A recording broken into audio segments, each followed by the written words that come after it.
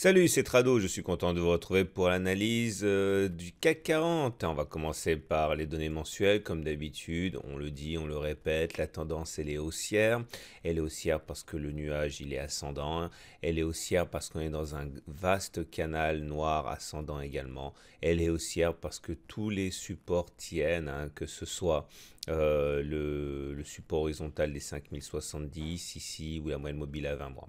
On est toujours sous le coup pour l'instant d'un turtle soup, hein, c'est-à-dire ici un plus haut de 20 bougies qui a été fait par rapport au précédent plus haut de 20 bougies. Cette alerte ne sera levée que lorsque l'on sera repassé au-dessus de ce fameux pic de 20 séances, hein, de 20 mois en l'occurrence. On a jusqu'à la fin du mois pour le faire. Et en données hebdomadaires, la tendance également, hein, elle est haussière. Elle est haussière au regard du fait que nous avons un nuage Ishimoku ici qui est ascendant. Mais nous avons également une alerte ici, en l'occurrence la vague de Wolf, avec, vous voyez, 1, 2, 3, 4, 5, et potentiellement un retour sur le point du niveau 4, ici à 5040. Et cette alerte ne sera levée que lorsqu'on aura fait également un plus haut par rapport à celui qui a déclenché, hein, les trois bougies les trois bougies rouges là. Et ça correspond au même sommet à 5660 à peu près. Donc voilà pour les données hebdomadaires et les données mensuelles. On va passer surtout aux données journalières qui sont beaucoup plus importantes et beaucoup plus intéressantes car il y a beaucoup de choses nouvelles. Et pour comprendre cette magnifique bougie verte ici, il faut comprendre ce qui s'est produit aujourd'hui. Monsieur Draghi a provoqué un tremblement de terre haussier, hein, en annonçant que les taux resteraient bas jusqu'à 2019, été 2019 au moins. C'est-à-dire que là où la Banque centrale américaine a augmenté ses taux, et qu'elle augmente ses taux depuis des années, et qu'elle envisage encore deux hausses des taux cette année 2018, là où tout le monde attendait un resserrement monétaire pour la BCE, et bien, d'ailleurs, dès maintenant, hein, Monsieur Draghi a pris tout le monde de court, et ce qui a eu pour effet de faire exploser les indices à la hausse, 1,4% pour le CAC, 1,6% pour le DAX, etc. Ce qui a fait aussi que l'euro s'est effondré, hein, puisque vous le savez, quand les taux d'intérêt montent, eh bien, c'est favorable à la devise et inversement, et qui a fait également exploser l'or à la hausse, hein. Et du coup, on a une sortie, soyons clairs, une sortie du CAC 40 par le haut du rectangle de consolidation ici qui est clairement contre les probabilités, hein, puisque je vous rappelle que normalement, ce qui peut s'apparenter à un drapeau baissier ici, ça continue plus souvent par le bas que par le haut. On va dire dans allez, plus de 60% des cas, voire 70% des cas. Et là, on est dans les 20 ou 30% des cas où ça fonctionne pas, où ça fonctionne par le haut. Ce n'est pas grave, hein. L'analyse technique repose sur le fait que ça fonctionne plus souvent que ça n'échoue et que donc vous avez un avantage par rapport à ceux qui n'utilisent pas l'analyse technique. Mais cette sortie par le haut est clairement surprenante et remet en cause la possibilité d'aller chercher à court terme l'oblique ici qui correspond à la médiane de la fourchette d'Andrews.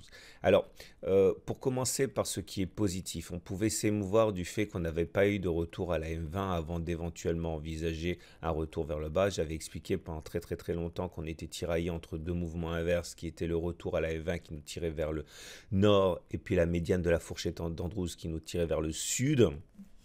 Au moins, là, on est clair, le retour à la M20 a eu lieu.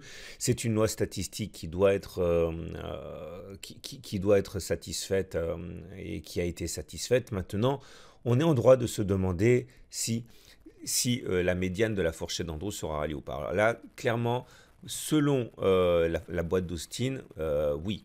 Je vous rappelle que sur la boîte d'Austin, vous prenez la distance 1, 2, vous prenez la distance 2, 3, vous prenez la plus grande de ces deux distances. Il est clair que c'est la distance entre le pilier 2 et le pivot 2 et le pivot 3 qui est la plus grande. Je vous rappelle comment on fait, c'est explicité, hein. Il y a des exercices dans mon module de formation sur les fourchettes d'Andrews. Vous le reportez par-delà le point 3, ça vous donne une date butoir qui est le 9 juillet. Donc ce qui se passe actuellement ne remet pas en cause la possibilité d'aller chercher la médiane. Okay. Maintenant, il est tout à fait envisageable que les cours aillent même jusqu'à retoucher le haut de la fourchette d'Andrews sans désactiver cette fourchette d'Andrews avant de redescendre. Donc à ce niveau, on ne peut pas savoir ce qui va se passer entre maintenant et l'éventuel contact avec la médiane de la fourchette d'Andrews qui aurait lieu le 9. Hein. Donc à cet égard, l'objectif de la médiane n'est pas désactivé. Maintenant, il est vrai que le rebond très très clair sur les 38,2% de Fibonacci, ici, laisse grande la possibilité d'inscrire des plus hauts et de se remettre dans le sens des données hebdomadaires et mensuelles. Hein. Donc, il ne faut pas oublier que, et c'est pour ça que je commence toutes mes analyses par les données mensuelles et hebdomadaires, même si c'est assez répétitif, pour bien comprendre quel est le cadre de travail, quel est le contexte hein, des données journalières. Donc, moi, ce qui m'intéressera surtout à partir de maintenant, c'est le balai M7-M20.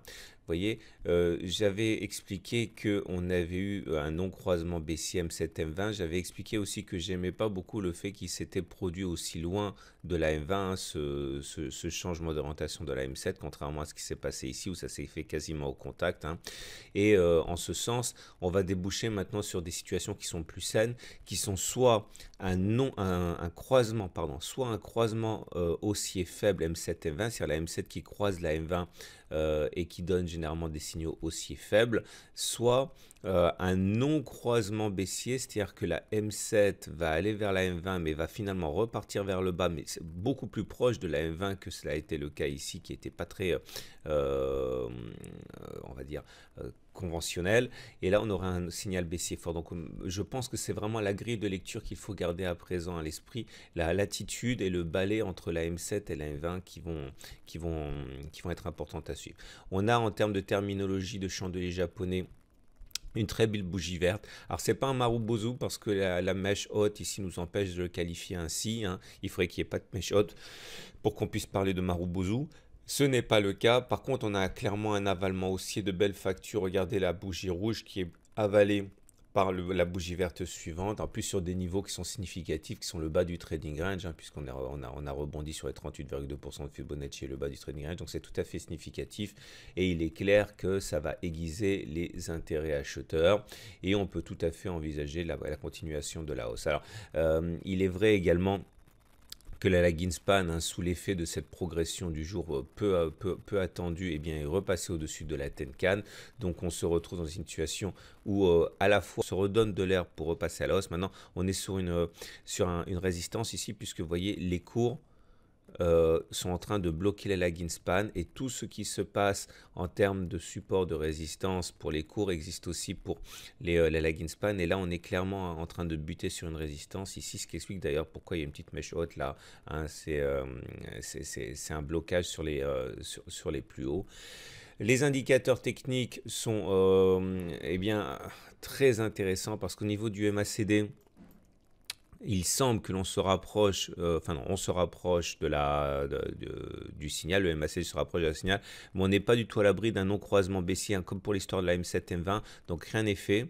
Le momentum repasse au-dessus de 0, alors ceux qui ont joué la divergence haussière cachée, dont on a beaucoup parlé, et qui ont eu le courage de trader cette configuration de divergence haussière cachée, franchement méritent toutes les félicitations, parce qu'il n'y avait pas grand-chose d'autre comme signal positif. Hein. Le RSI, je me suis trompé, hein, j'ai oublié de corriger, mais le momentum est haussier puisqu'il est au-dessus de 0, et le RSI est haussier puisqu'il est au-dessus de 50. Hein, donc c'est pas baissier, c'est haussier. Le MACD par contre est toujours baissier. Notez également, ça je ne l'ai pas mentionné, mais ça figure sur le graphe, que le signal de rémission donné par le MACD 0 retard était ici, hein, sur cette bougie-là, et là aussi, hein, c'est assez intéressant de voir comme ceux qui ont suivi ce signal-là ont pu éventuellement tirer profit prématurément de ce qui se passe. Voilà ce qu'on pouvait dire. L'Ishimoku est toujours haussier, hein, vous regardez, hein, le nuage est toujours croissant ici. Voilà ce qu'on pouvait dire. On bascule du côté des données horaires. Que voilà. Alors, j'ai retravaillé le graphe en fonction de ce qui s'est passé. Vous remarquerez plusieurs choses. Tout d'abord que on a une sorte de résistance actée par les 5540, 5543 ici. Donc au-dessus des 5543, pour moi c'est 5566. tant qu'on ne passe pas les 5540, hein, ça peut descendre de 24 points hein, par rapport à cette zone hein, pour aller chercher les 5516. Voilà, je vous souhaite une très bonne journée. Je vous dis à demain pour la mise à jour.